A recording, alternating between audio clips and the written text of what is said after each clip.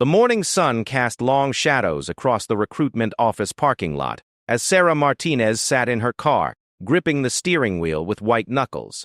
At 38 years old, she knew she was taking the biggest risk of her life. Around her, young men and women in their late teens and early 20s walked confidently toward the building, their faces bright with excitement and nervous energy. Sarah felt ancient by comparison. She had been working as a physical therapist for 15 years, helping injured athletes and elderly patients regain their strength and mobility. Her own fitness routine had always been disciplined and varied, incorporating everything from rock climbing to CrossFit. But military training was different. It was designed to break people down and build them back up, and most recruits were half her age. The decision to enlist had come after months of soul-searching. Her divorce had been finalized 6 months earlier. Her 2 teenage children were becoming increasingly independent, and she felt a growing emptiness in her daily routine. The comfortable suburban life she had built seemed suddenly hollow. She craved purpose, challenge, and the chance to serve something greater than herself. Her ex-husband, Mark, had been incredulous when she first mentioned the idea. "You're having a midlife crisis," he had said dismissively during one of their awkward custody exchanges. "Buy a sports car like everyone else." But Sarah knew this was different. The calling to serve had been growing stronger for years, sparked initially by treating wounded veterans in her practice. Their stories of brotherhood, sacrifice, and finding strength in the darkest moments had stirred something deep within her. Her children's reactions had been mixed. Her 16-year-old daughter Emma had been supportive but worried. "Mom, are you sure about this? I mean, you're already pretty tough, but military training is intense." Her 14-year-old son Jake had been more direct. "That's so cool, Mom. Maybe you can teach those young guys a thing or two." Now, sitting in the parking lot, Sarah wondered if she was being naive. The physical demands would be brutal, and she would be competing against people who had grown up with video games that simulated warfare and social media that glorified military service. She had grown up in a different era, when women in combat roles were still largely unthinkable. Taking a deep breath, she grabbed her paperwork and headed toward the building. The recruitment office was buzzing with activity. Young people filled out forms at tables while recruiters in crisp uniforms moved between them, answering questions and providing encouragement. Sarah approached the main desk where a stern-looking sergeant with graying temples looked up from his computer. "I'm here for my appointment," she said, sliding her paperwork across the desk. Sarah Martinez. The sergeant, whose nameplate read SGT Williams, glanced at her documents and then looked up with surprise. "Ma'am, are you sure you're in the right place? The Veterans Affairs office is across town."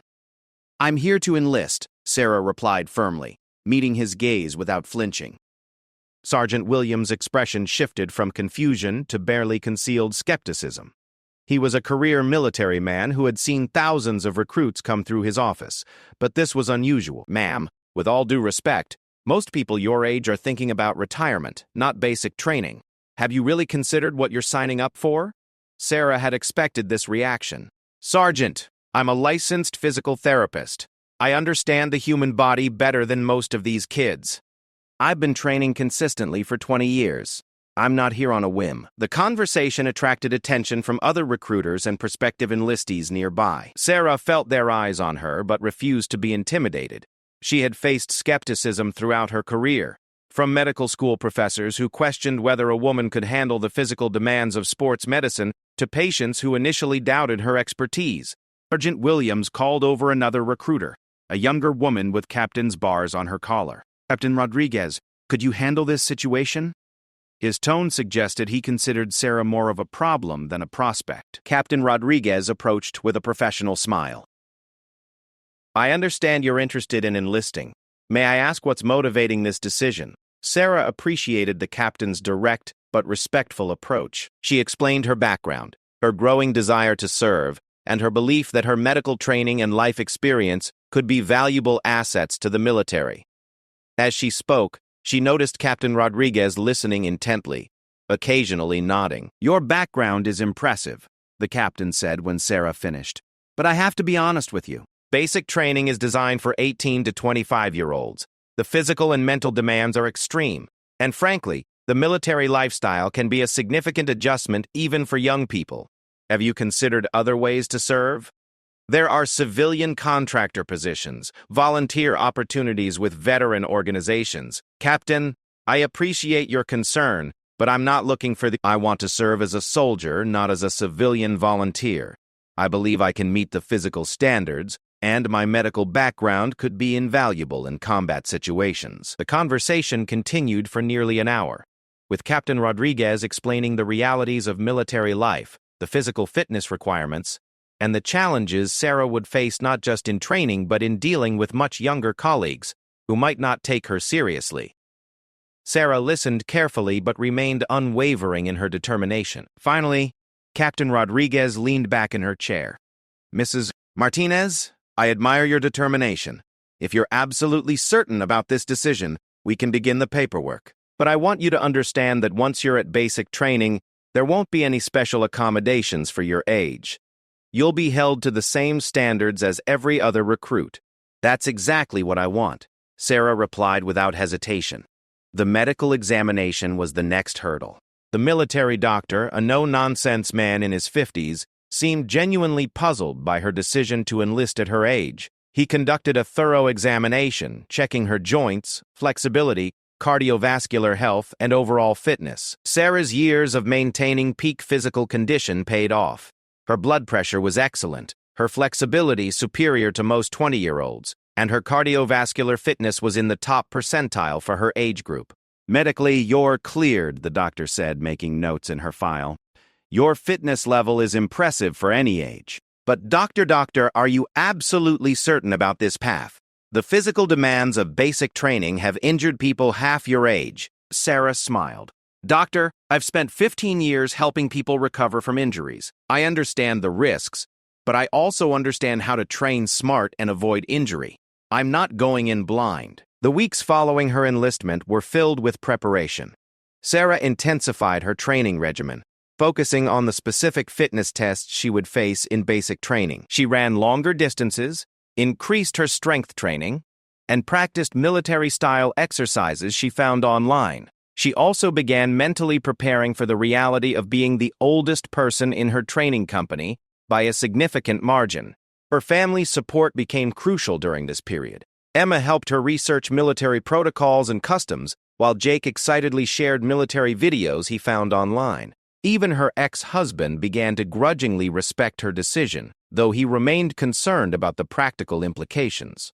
I still think you're crazy, Mark said during one of their conversations about the children's schedules. But I have to admit you've never been one to do anything halfway. If anyone can pull this off, it's probably you. Sarah's colleagues at the physical therapy clinic were equally divided.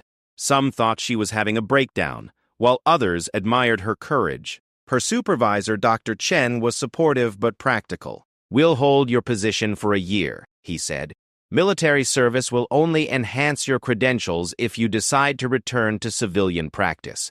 As her departure date approached, Sarah felt a mixture of excitement and apprehension. She had sold most of her possessions, arranged for the children to stay with Mark during her training, and mentally prepared herself for the challenge ahead. The night before leaving for basic training, she sat in her nearly empty apartment, looking at photos of her children and reflecting on the journey that had brought her to this point. The drive to the military entrance processing station was quiet. Sarah had chosen to drive herself rather than have family see her off, preferring to begin this new chapter on her own terms. As she pulled into the parking lot where buses waited to transport new recruits to basic training, she saw dozens of young people saying goodbye to their families. Parents cried, siblings hugged, and girlfriends and boyfriends made promises to write and wait. Sarah grabbed her single duffel bag and walked toward the processing building. A drill sergeant with a clipboard was checking names and directing recruits to the appropriate buses. When Sarah approached, he looked up with the same expression of confusion she had grown accustomed to seeing. "Ma'am, are you here to see someone off?" he asked politely. "No, Sergeant. I'm reporting for basic training. Sarah Martinez." The drill sergeant consulted his clipboard, found her name, and looked up with raised eyebrows. "Well, I'll be damned," he muttered under his breath, then caught himself. "Sorry, ma'am. Yes, you're on the list. Bus number 3. As Sarah walked toward her assigned bus, she could feel the stares and whispered conversations of the other recruits and their families. A few of the young recruits on the bus nodded politely as she found a seat, but most seemed uncertain how to react to her presence. Sarah settled into her seat, closed her eyes, and tried to center herself for what lay ahead. The bus ride to the training base took several hours, during which Sarah listened to the nervous chatter of her fellow recruits. They talked about what they expected from training, shared their motivations for enlisting, and speculated about how tough their drill sergeants would be. Sarah mostly remained quiet, occasionally offering a word of encouragement to particularly nervous-looking recruits. When they arrived at the base, the bus doors opened to reveal several drill sergeants waiting in formation. The controlled chaos that followed was exactly what Sarah had expected based on her research. Recruits were ordered off the bus, formed into rough lines, and immediately began receiving their first taste of military discipline. "Welcome to Fort Benning," shouted the senior drill sergeant, an imposing woman with steel gray eyes. "For the next 14 weeks, your life belongs to the United States Army. You will eat when we tell you to eat, sleep when we tell you to sleep, and think what we tell you to think." As the recruits were marched toward the processing building, Sarah noticed several drill sergeants exchanging glances and pointing in her direction. She had expected this and resolved to prove herself through actions rather than words. The real test was just beginning. The first week of basic training hit the recruits like a freight train, and Sarah was no exception.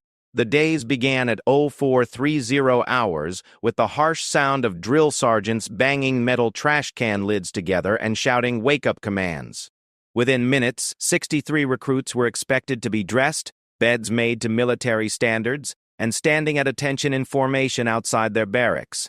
Sarah had prepared herself mentally for the physical demands, but the psychological pressure was more intense than she had anticipated. The drill sergeants were masters of intimidation, using a combination of volume, proximity, and pointed insults to break down civilian attitudes and replace them with military discipline. What she hadn't fully prepared for was being the constant center of attention for all the wrong reasons. Staff Sergeant Michael Torres, the senior drill instructor for her company, seemed particularly focused on Sarah from day one.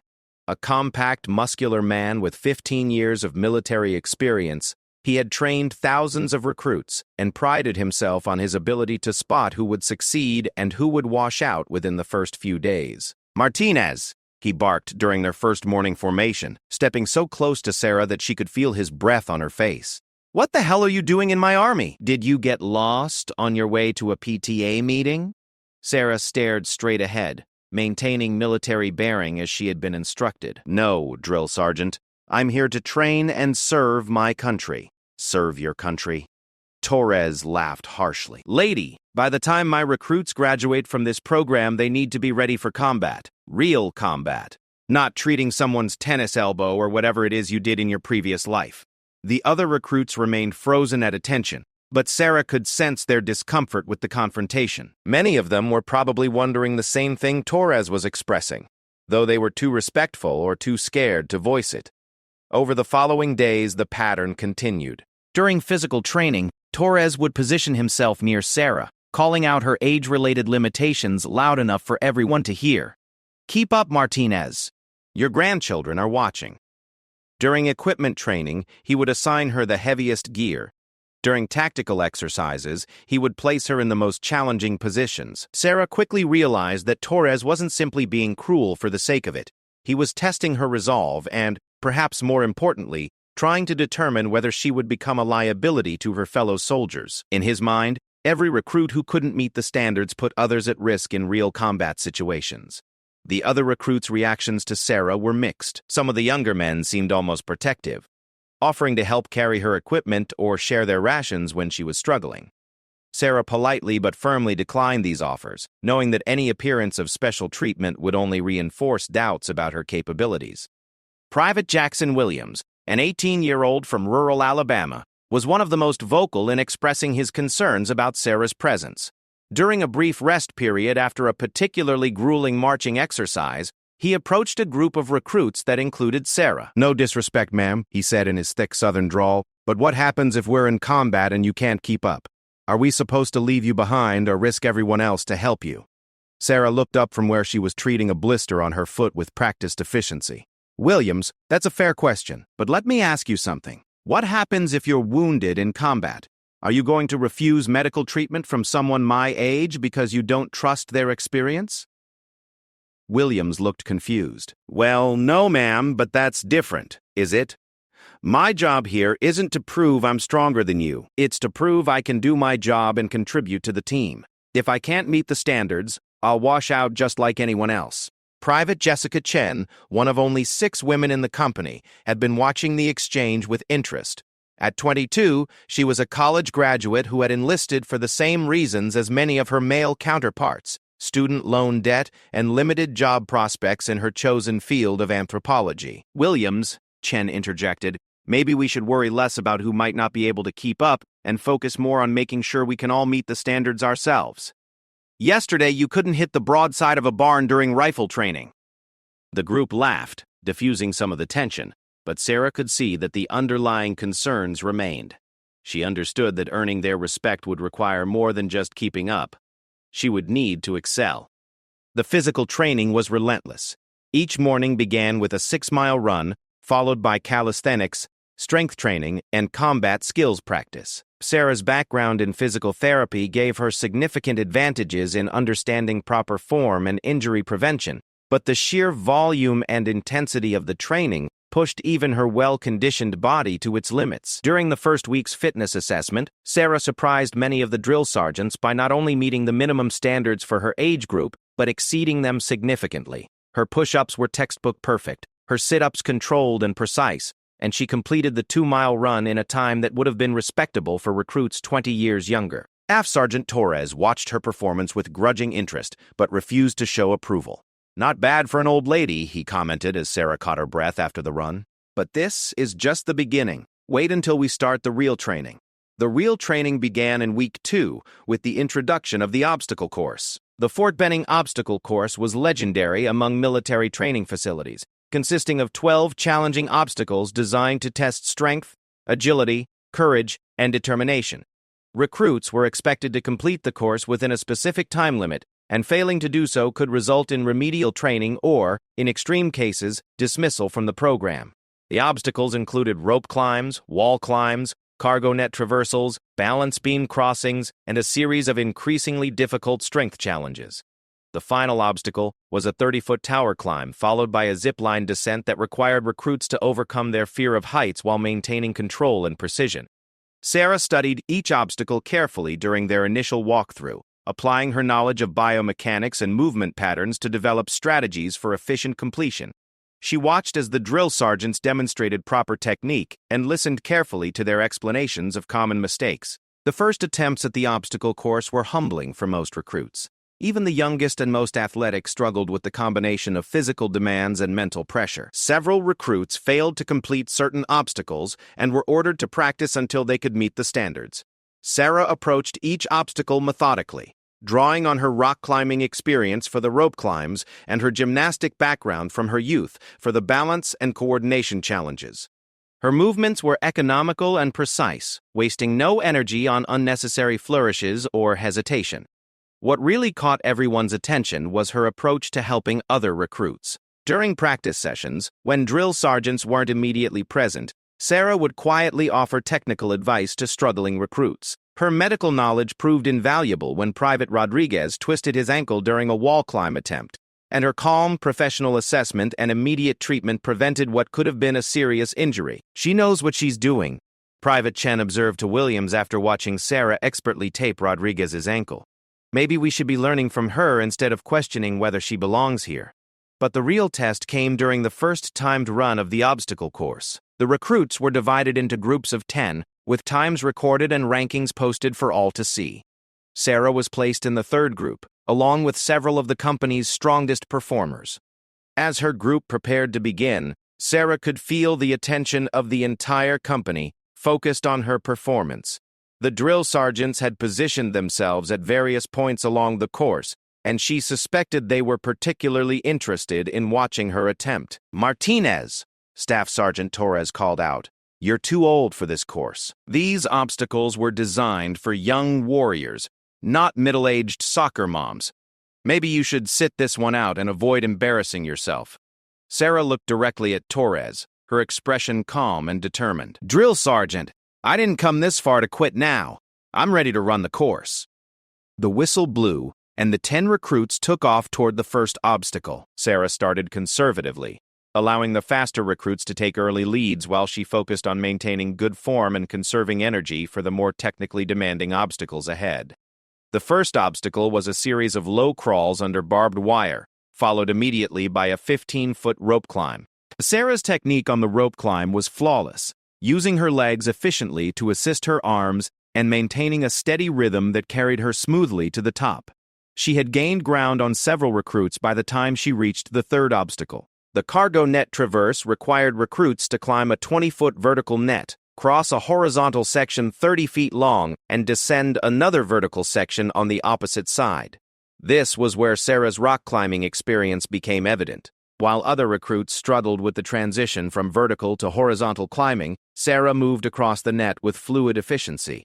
By the halfway point of the course, Sarah had moved into fourth place among her group. The younger recruits were beginning to show signs of fatigue, while Sarah's pacing strategy was paying dividends. Her breathing remained controlled, and her movements continued to be precise and economical. The seventh obstacle was a wall climb that had eliminated several recruits during practice sessions. The wall stood 12 feet high with minimal handholds, requiring a combination of upper body strength, technique, and determination.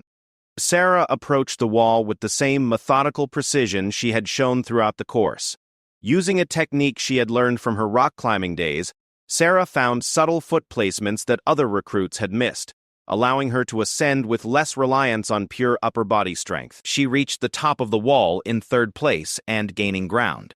The crowd of watching recruits had grown silent, their attention focused entirely on Sarah's performance. Even the drill sergeants had stopped their usual shouting and were watching with professional interest. The final 3 obstacles were designed to test mental toughness as much as physical ability.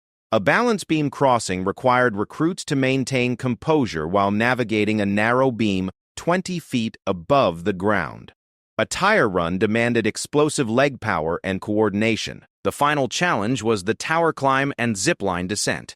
Sarah's performance on the balance beam was nearly perfect, while other recruits rushed across and lost their balance, requiring them to start over.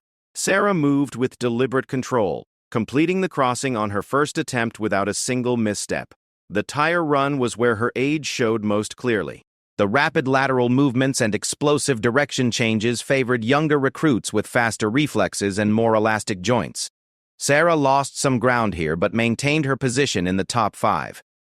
As she approached the final obstacle, the 30-foot tower, Sarah could hear the collective intake of breath from the watching recruits. This was where fear typically overcame physical ability, and where many otherwise capable recruits failed to complete the course. Sarah began her climb steadily, focusing on maintaining 3 points of contact with the tower structure at all times. Her medical knowledge of spatial orientation and balance served her well as she fought off the vertigo that affected many climbers at height. Reaching the top platform, Sarah could see the entire base spread out below her. For a moment, the significance of what she was accomplishing hit her fully. 6 months ago, she had been treating patients in a suburban clinic, wondering if her best years were behind her. Now she was proving that determination and proper preparation could overcome the limitations others saw in her age. The zipline descent required recruits to hook into a cable system and ride it down to a landing platform 200 feet away. Sarah checked her harness connections carefully, took a deep breath, and launched herself into space. As she flew down the cable, wind rushing past her face, Sarah felt a moment of pure exhilaration. Behind her, she could hear cheering from the watching recruits. Whether they were cheering for her success or simply excited by the spectacle, she couldn't tell, but the sound was encouraging. Sarah landed smoothly on the platform and immediately checked her watch. Her time was good, very good, but she wouldn't know exactly how good until all the groups had completed their runs. As she walked back toward the assembly area, Sarah noticed that the atmosphere around her had changed. The younger recruits were looking at her with new respect, and several of the drill sergeants were conferring quietly among themselves. Staff Sergeant Torres approached her with an expression she couldn't quite read. "Not bad, Martinez," he said quietly. "Not bad at all." Word of Sarah's impressive obstacle course performance spread quickly through the training company. But she knew that one good run wouldn't be enough to silence the doubters.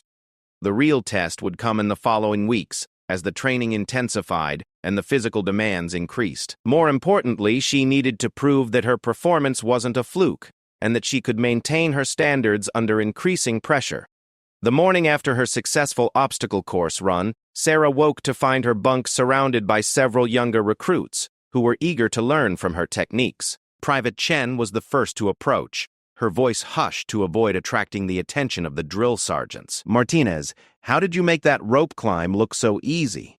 I've been struggling with it all week." Sarah quietly demonstrated the leg technique she had used, showing Chen how to use her feet to grip the rope and take pressure off her arms. "It's not about upper body strength," she explained in a whisper. "It's about efficiency and using your whole body as a system." Private Williams, who had been among her most vocal skeptics, surprised Sarah by joining the impromptu training session. "Ma'am, I owe you an apology," he said, his southern drawl carrying a note of genuine respect. "I was wrong to question your place here. That was one hell of a performance yesterday." Sarah appreciated the gesture, but knew that earning respect was an ongoing process, not a one-time event. "Williams, we're all here to become soldiers. Let's focus on helping each other meet the standards rather than worrying about who belongs and who doesn't." The conversation was interrupted by the familiar sound of trash can lids crashing together and drill sergeants shouting reveille. The recruits scrambled to their feet and began the familiar chaos of preparing for morning formation. Sarah moved with practiced efficiency, having developed a routine that maximized her preparation time while ensuring she met all requirements. During morning physical training, Staff Sergeant Torres seemed to have shifted his approach toward Sarah. Instead of the constant criticism and age-related taunts, he began treating her more like the other recruits, pushing her hard but without the personal animosity that had characterized their earlier interactions. The training that week focused on combat skills, including weapons handling, tactical movement, and field exercises. Sarah discovered that her analytical mind and attention to detail served her well in these areas. Her years of studying human anatomy and movement patterns helped her understand the biomechanics of proper shooting stances and weapon handling techniques. During rifle training, Sarah's performance was steady if not spectacular. She had never been a recreational shooter, but her scientific approach to learning new skills allowed her to master the fundamentals quickly. Her groupings were tight and consistent, and she demonstrated excellent safety practices that caught the attention of the weapons instructors. It was during the field exercises that Sarah's unique background became most valuable to her fellow recruits. When Private Rodriguez suffered a more serious ankle injury during a night navigation exercise, Sarah's immediate assessment and treatment prevented what could have become a mission-ending situation for the entire squad. "Martinez," called out Sergeant First Class Jennifer Walsh, the senior medic instructor who had been observing the exercise. "Where did you learn field medicine?" "I'm a licensed physical therapist, Sergeant. I've treated similar injuries for 15 years. Sergeant Walsh nodded approvingly. "Your assessment was textbook perfect, and your improvised field dressing was better than most combat medics manage on their first attempt. Have you considered medical corps specialization?"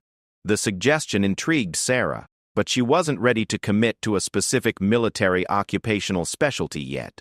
Her goal was to prove she could complete basic training first, then worry about where her skills might be most valuable to the Army. As the weeks progressed, Sarah found herself becoming an informal mentor to several of the younger recruits. Her age and life experience, which had initially seemed like disadvantages, began to be recognized as assets. When homesickness struck some of the 18 and 19-year-olds, they often sought out Sarah for advice and perspective. Private Amanda Foster, barely 18 and struggling with the psychological demands of military life, approached Sarah during a rare free period. "Martinez, how do you stay so calm all the time? I feel like I'm going crazy with all the pressure and stress." Sarah remembered her own daughter's struggles with anxiety during high school and drew on her experience as both a mother and a healthcare provider.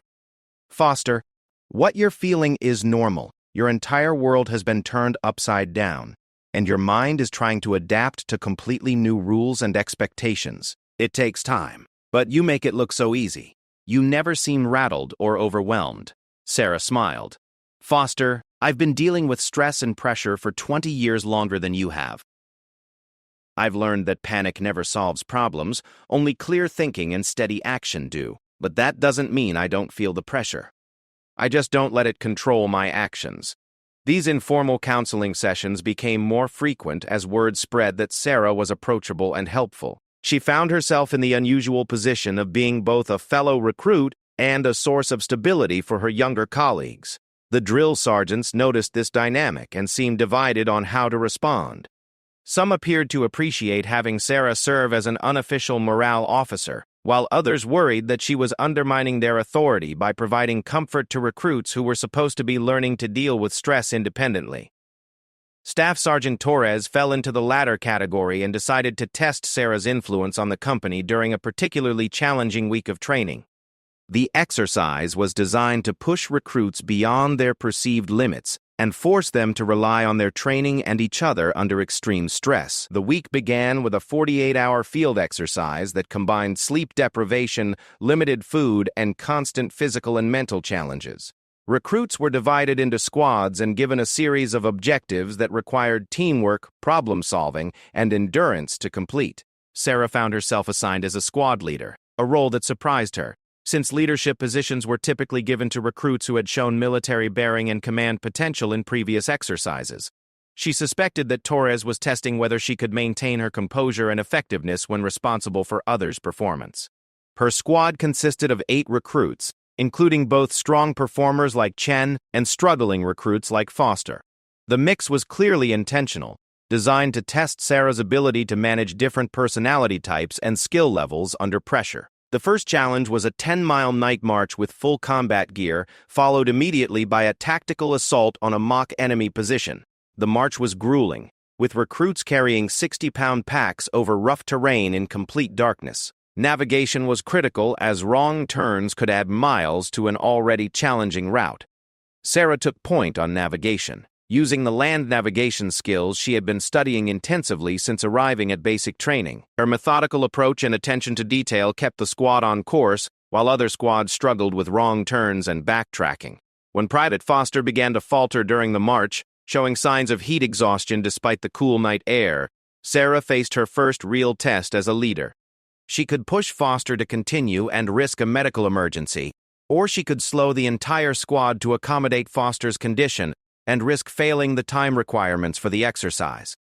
Sarah chose a third option. She redistributed Foster's pack weight among the stronger members of the squad, including taking a significant portion herself, and positioned Foster in the middle of the formation where she could be monitored and supported without slowing the overall pace.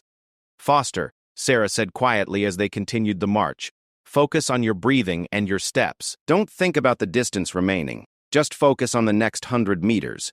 We're going to get through this together." The strategy worked. Foster was able to maintain pace with the reduced load, and the squad reached their objective within the required time frame. More importantly, Sarah had demonstrated leadership principles that impressed even the observing drill sergeants. The tactical assault exercise required the squad to coordinate a simulated attack on a fortified position defended by role-playing drill sergeants. The exercise tested tactical thinking, communication, and the ability to adapt plans under fire from simulated enemy weapons. Sarah's approach was methodical and based on sound tactical principles she had studied in the military manuals. She divided her squad into fire teams, established clear communication protocols, and developed a plan that emphasized coordinated movement and mutual support. When the exercise began, Sarah's squad moved with precision that surprised the defending drill sergeants. Their movements were coordinated, their communication was clear, and their execution was nearly flawless. They successfully completed their objective in record time with no simulated casualties. Staff Sergeant Torres, who had been observing the exercise closely, approached Sarah as her squad regrouped after the assault. "Martinez, where did you learn tactical planning?" "I studied the manuals, Drill Sergeant, and applied basic problem-solving principles. Break the problem down into manageable pieces, assign clear responsibilities, and maintain communication throughout the execution." Torres nodded slowly. "That's exactly right. Most recruits try to overcomplicate tactical problems or rely on individual heroics instead of teamwork. Your squad moved like they'd been training together for months." The second day of the field exercise brought even greater challenges. Sleep deprivation was affecting everyone's performance, and the physical demands continued to accumulate. Several recruits in other squads had been removed from the exercise due to injuries or medical issues. Sarah's squad faced their most difficult challenge yet, an obstacle course that had to be completed as a team, with every squad member finishing within a narrow time window. The course included all the individual obstacles from the regular training course, plus several team challenges that required coordination and mutual support. This was where Sarah's earlier success on the individual obstacle course became crucial. Her demonstrated competence gave her credibility with squad members who might otherwise have questioned her ability to lead them through physical challenges. But more than her individual skills, it was Sarah's approach to team leadership that made the difference. Instead of trying to push her squad through the course, she focused on helping each member understand their role and how their individual performance contributed to the team's success. Chen, you're our best climber. I want you to go first on the rope obstacles and secure lines for the others. Williams, your upper body strength is excellent. You'll help boost the others over the walls. Foster, your balance is improving every day. You'll take point on the beam crossings. By assigning specific roles that played to each recruit's strengths, Sarah gave every squad member a way to contribute meaningfully to the team's success. The approach also built confidence in recruits who had been struggling with certain obstacles individually. The course run was challenging, but Sarah's squad moved through it with impressive coordination. When one member struggled with an obstacle, others were positioned to provide immediate assistance. When someone succeeded, they immediately turned to help the next person through. Their final time was not only within the required window, but was the best performance of any squad in the exercise.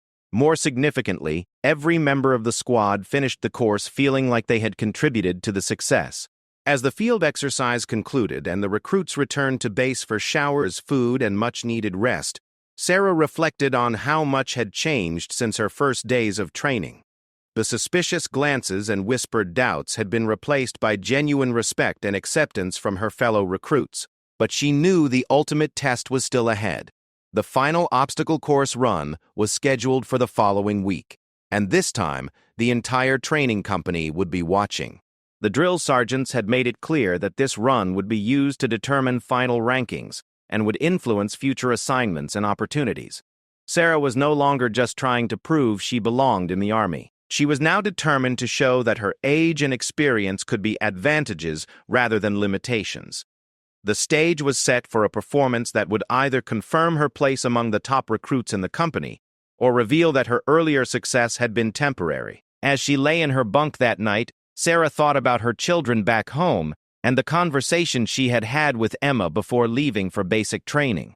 Her daughter had asked if she was afraid of failing, and Sarah had responded that failure was always possible, but fear of failure was a choice. Now, with the final test approaching, Sarah knew she had eliminated the fear. Whatever happened on the obstacle course, she had already succeeded in ways she never could have imagined when she first walked into that recruitment office months earlier. The morning of the final obstacle course evaluation dawned crisp and clear, with a slight breeze that would make the higher obstacles more challenging.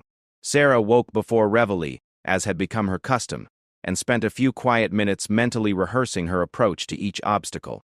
She had run the course dozens of times over the past months, and her technique had been refined through constant practice and analysis. The atmosphere in the barracks was electric with nervous energy. Final obstacle course times would be recorded in each recruit's permanent file and would influence their military occupational specialty assignments, potential leadership positions, and overall ranking within the company. For many recruits, this represented the culmination of months of training and the gateway to their military careers. Sarah's approach to the day was characteristically methodical. She reviewed her equipment carefully, ensuring that her boots were properly laced, her uniform was correctly fitted, and her hair was secured in regulation style. Her pre-run stretching routine was thorough but not excessive, designed to prepare her muscles without depleting energy reserves. Around her, younger recruits engaged in various pre-performance rituals. Some were psyching themselves up with aggressive self-talk, others were reviewing obstacle techniques one final time, and a few were dealing with obvious cases of performance anxiety.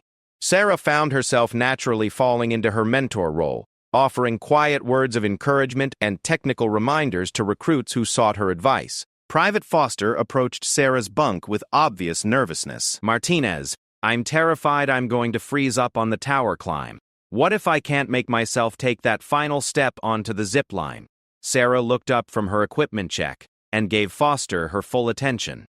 Foster, you've completed that obstacle successfully 8 times in practice. Your body knows what to do. The only thing that can stop you now is your mind. When you get to the top, don't think about the height or the distance.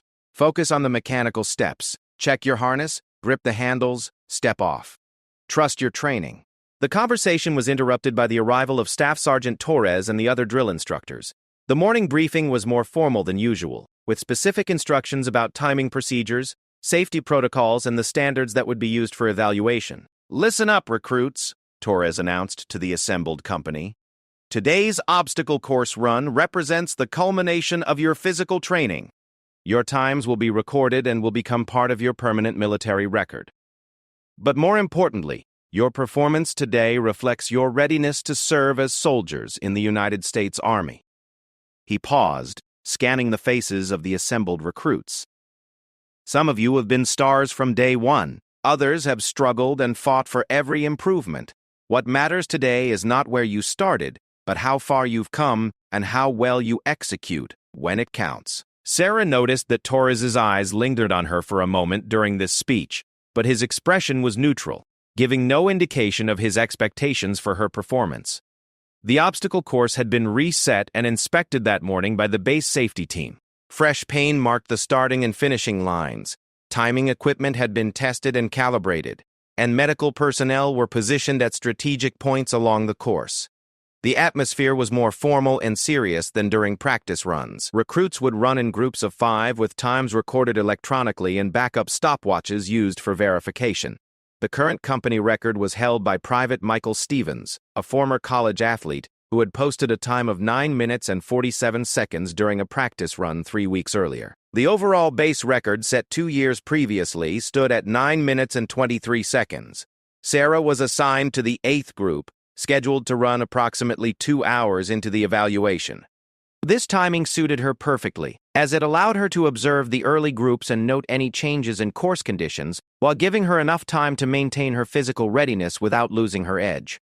As the evaluation began, Sarah watched each group carefully, analyzing their techniques and noting where time was gained or lost.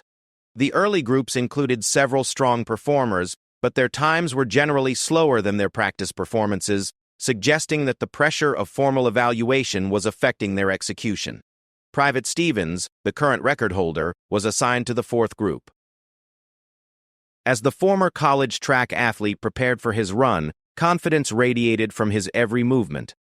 At 22, he possessed the ideal combination of youth, training, and natural athleticism for the obstacle course challenges. Stevens's run was impressive from the start. He moved through the first 5 obstacles with fluid precision, maintaining a pace that was noticeably faster than his previous best performance. His technique on the rope climb was textbook perfect, and his transition from obstacle to obstacle was seamless. By the halfway point, Stevens was clearly on pace for a personal best and potentially a new company record. The watching recruits began cheering his progress, and even the drill instructors were showing signs of excitement at witnessing an exceptional performance. Stevens's completion of the final tower obstacle was spectacular, executing a controlled descent that demonstrated both courage and technique. As he crossed the finish line, the electronic timer displayed a time of 9 minutes and 31 seconds, a new company record by a substantial margin. The celebration among the recruits was enthusiastic, and Stevens accepted congratulations with appropriate modesty while clearly enjoying his moment of triumph. Sarah applauded his performance genuinely, recognizing exceptional athleticism when she saw it. As her group was called to the starting line, Sarah felt the familiar pre-performance calm that had served her well throughout her civilian career.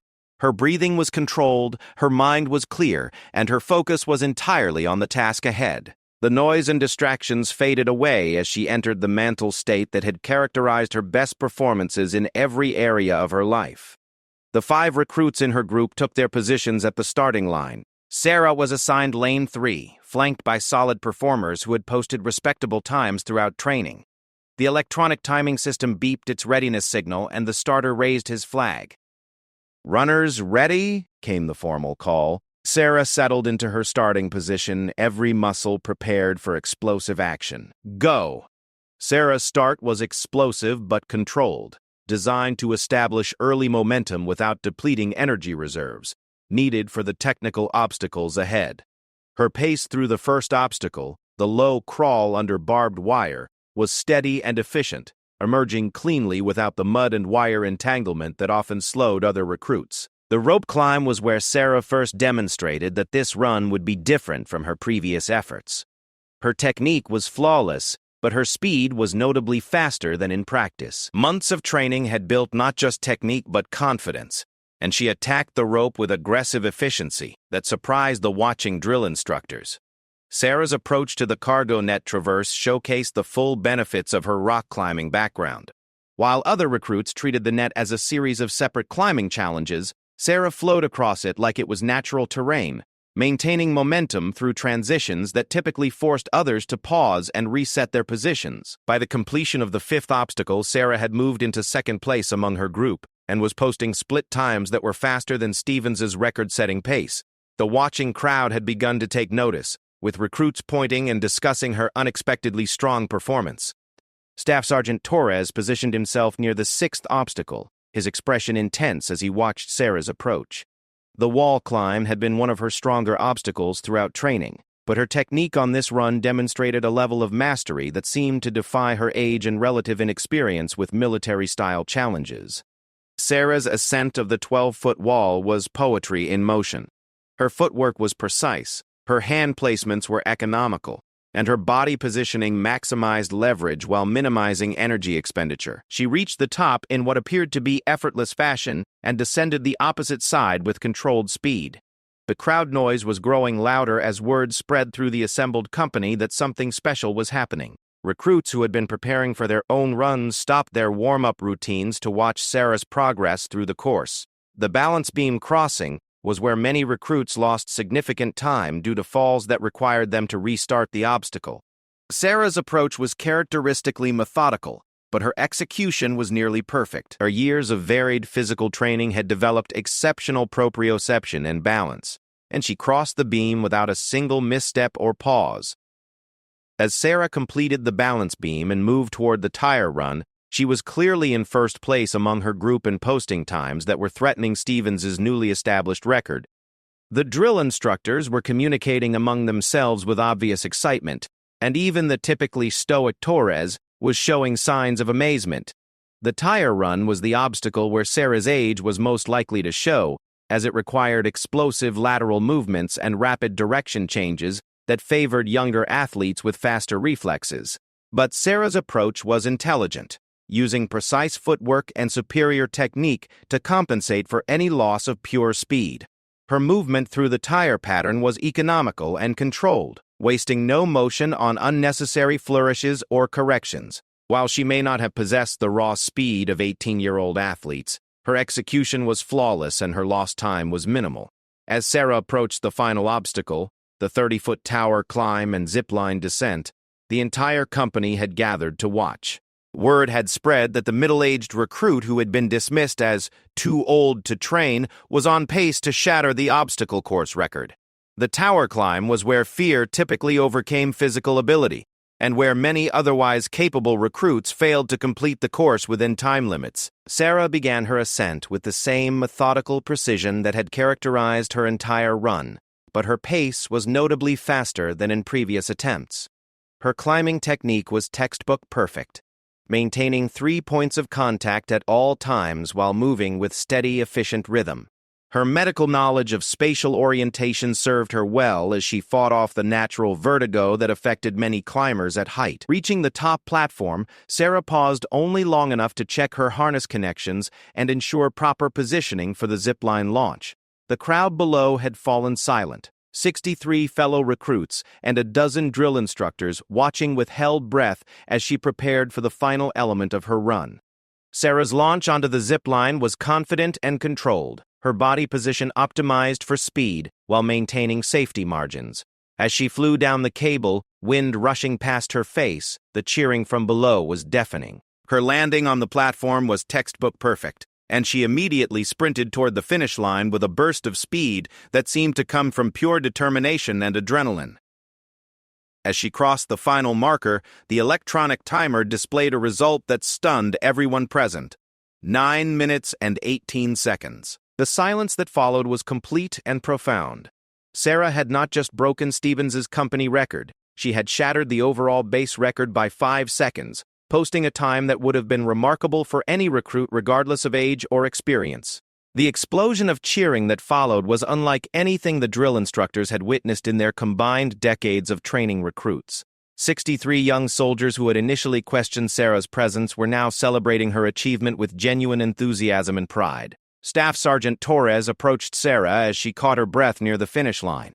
For the first time since she had arrived at basic training, his expression showed unguarded admiration and respect. "Martinez," he said, extending his hand for a formal handshake. "That was the finest display of military bearing, technique, and determination I have witnessed in 15 years of training recruits. You have earned the respect of every person on this base." Sarah accepted the handshake with appropriate military bearing, but Torres could see the emotion in her eyes. "Thank you, Drill Sergeant. It has been an honor to train under your instruction." The formal debriefing that followed was unlike any Sarah had experienced during her training. Instead of the typical critique and correction session, the drill instructors spent time analyzing her techniques and discussing how her approaches could be incorporated into future training programs. More significantly, the conversation turned to Sarah's future in the Army and how her unique combination of medical knowledge, leadership ability, and proven physical capability could best serve military needs. The combat medic specialization that had been suggested earlier was now being discussed as a virtual certainty, with additional leadership responsibilities that typically required years of service to achieve. As the day concluded and the recruits returned to their barracks, Sarah found herself surrounded by fellow soldiers who wanted to congratulate her performance and learn from her techniques. The questions and conversations continued well into the evening, with recruits eager to understand how she had achieved such exceptional results. Private Chen was among the first to approach. "Martinez, that was incredible. I've been watching you train for months, and I still can't believe what you just accomplished." Williams, her former skeptic, was equally enthusiastic. "Ma'am, I owe you more than an apology. I was an ignorant kid who thought age automatically meant weakness. You showed all of us what determination and proper training can accomplish." The conversation was interrupted by the arrival of Captain Rodriguez, the recruiting officer who had processed Sarah's initial enlistment. She had traveled to the base specifically to witness the final evaluations and had been present for Sarah's record-setting performance. "Mrs. Martinez," the captain said with obvious satisfaction, "I have to admit that when you first walked into my office, I had serious doubts about your decision to enlist.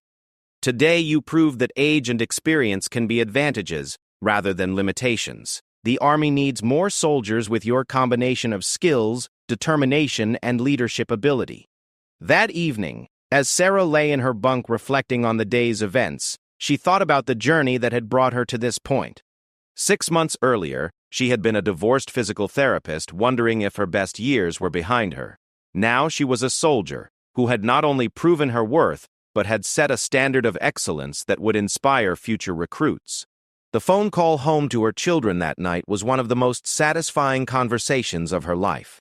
Emma and Jake listened with obvious pride as she described her performance and the reaction of her fellow recruits and instructors. "Mom," Emma said, her voice filled with emotion, "I always knew you were strong, but what you've accomplished is beyond anything I could have imagined. You've shown me that it's never too late to chase your dreams and prove your worth." Jake's response was characteristically direct. "Mom, you're officially the coolest parent in my school. Wait until I tell my friends that my mom holds the obstacle course record at Fort Benning." As Sarah prepared for sleep that night, she realized that her journey was just beginning. Basic training was nearly complete, and she would soon face the challenges of advanced individual training and eventual deployment. But she had proven to herself and others that age was no barrier to excellence when combined with determination, proper preparation, and the courage to pursue one's dreams despite the doubts of others.